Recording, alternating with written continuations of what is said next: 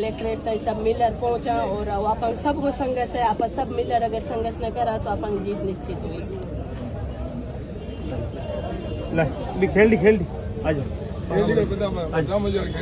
अगले दिन खेजड़ीरो आंदोलन चलियो बीकानेर में और लोग घरे हुता हुता एक नंबर है अजय तनोठों ले और जोधपुर तक तो सिर्फ अपर आपरो एरियो है, अपर आपराइज लोग है।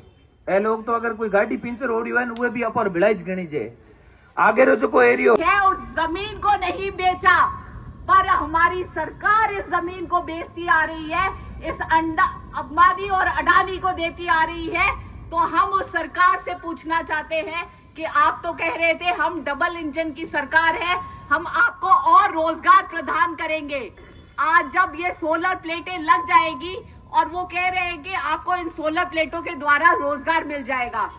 मैं पूछना चाहती हूँ, बाड़मेर में वो रिफाइनरी प्रोजेक्ट्स चल रहे हैं, वो हमारे ही लोग हैं। मैं ये नहीं कहती कि मैं कांग्रेस से हूँ तो आप कांग्रेस का सपोर्ट कीजिए, चाहे कांग्रेस हो या बीजेपी। जो हमारी जमीन लेगी वो हमारा ना अस्तित्व रखती है ना हम उसके साथ हैं, चाहे कोई भी सरकार हो। तो आज रिफाइनरी प्रोजेक्ट्स में हमारे लोग काम कर रहे हैं नहीं, जो उनके लेवल लोग हैं, जो मिनिमम एवेजेस पे काम कर रहे हैं, सिर्फ उन्हीं को काम लोड जैसलमेर में कर दी जाएगी और वहां पर भी सेम अथॉरिटीज रूल आउट होगी।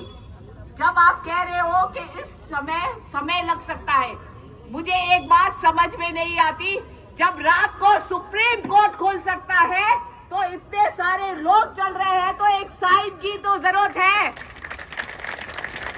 सिर्फ मोदी जी रात को एक प्रोजेक्ट चेंज करने में सिर्फ एक साइन लगाते हैं, दिल्ली की सरकारें सिर्फ एक साइन लगाती है। तो सुप्रीम कोर्ट के जज जब मजिस्ट्रेट वहां आके बैठ सकते हैं तो हमारे तो पूर्वजों की जमीनें हैं, वो आप क्यों ले रहे हैं, जिन्होंने अपनी जाने आहुतियां दी हुई है। जब ये कहते हैं जुझार कोई ऐसे ही नहीं बन जाता।